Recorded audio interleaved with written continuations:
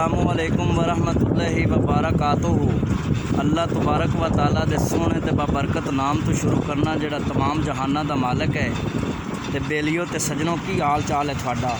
तो जनाब गल इंज है भी बोर जिहड़ी है ना वो पैड़ी गई है पाए ते अज नवी बोर करवा रहे हैं। तो इंशाअल्लाह ताला नवी बोर करवा के ना ते जिहड़ी फसल मुंजी है ना उन्होंने लाना है। तो वेखो तुसी कि बोर हुई पई है तकरीबन हुण फिल्टर ही है जनाब होना अंदर।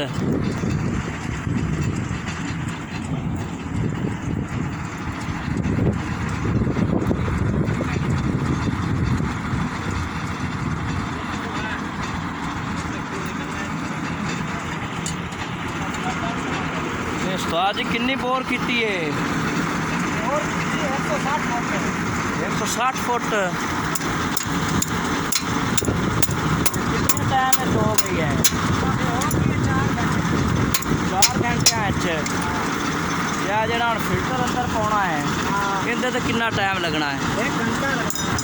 इधर तो 1 घंटा लगना है।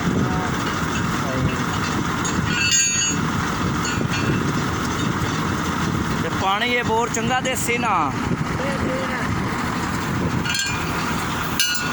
जनाब। देखो दोस्तों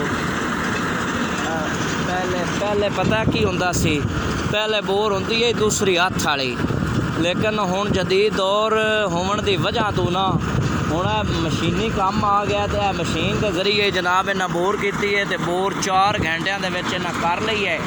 तो मजीद इन्हें 1 घंटा होर लाना है। तो फिल्टर इन्हें पा देना है। तो जदों फिल्टर पा देना है ना उस तो बाद फिर खूह खटिया जाना है। तो जदों खूह खटी जाना है फिर उत्ते पखा डिलीवरी कस के तो फिर जनाब बोर में चला देना है। तो बोर ओके हो जानी है जी। ना फिल्टर पै ने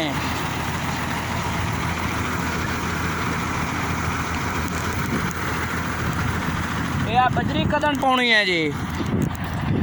बजरी पानी पोरे पा के एंड ते। अच्छा बजरी पोरे पा के ते एंड ते पानी है। सही हो गया।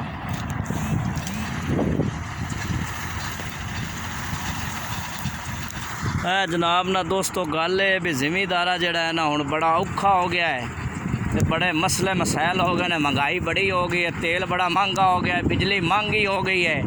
की करिए? हाँ बाबा जी की करिए? हुण हर शय बड़ी महंगी हो गई है।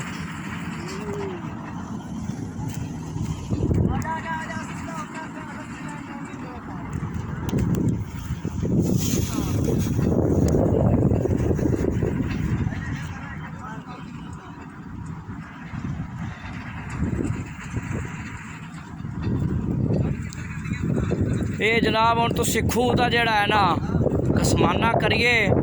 तो जिहड़ा खूह है उन्होंने कढ़िए तो खूह कढ़ के अल्लाह नूं याद करके आ जनाब सारे बैठे ने चेयरमैन ऑफ ठट्टा अमन खां आ वेख सकते हो।